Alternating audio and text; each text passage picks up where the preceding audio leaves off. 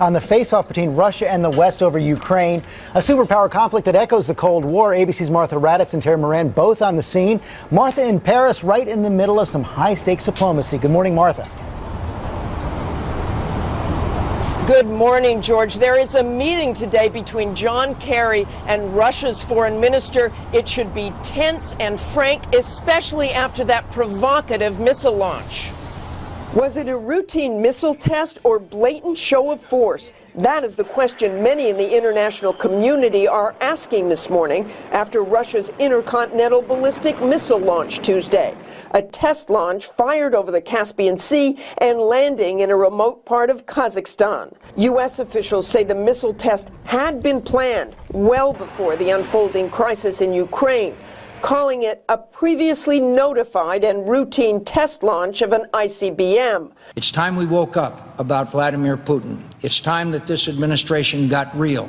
All this frenzy coming on a day full of diplomatic meetings. Secretary Kerry met with the acting Ukrainian president and prime minister in hopes of easing tensions while firmly condemning Russia's actions. And both Kerry in Ukraine and President Obama back home are sending the same decisive message that Russia needs to de-escalate or face international pressure. Our partners will have absolutely no choice but to join us to continue to expand upon steps we have taken in recent days in order to isolate Russia politically, diplomatically, and economically. We're prepared to make sure that the rights of all Ukrainians are upheld.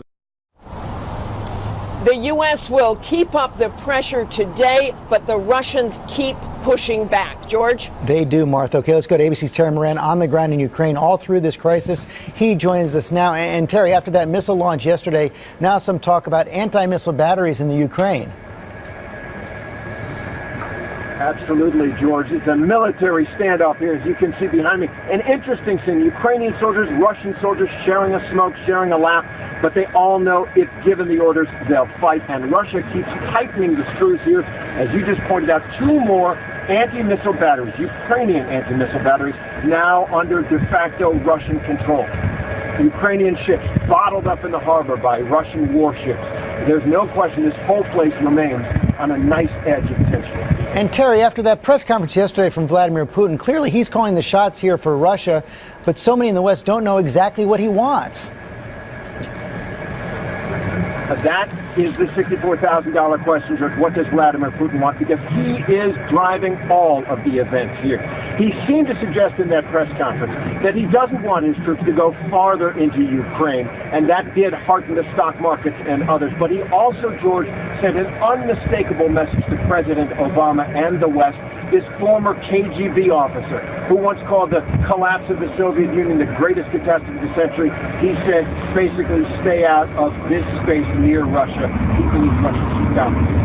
A vital issue to Russia. Okay, Terry Moran, thanks very much.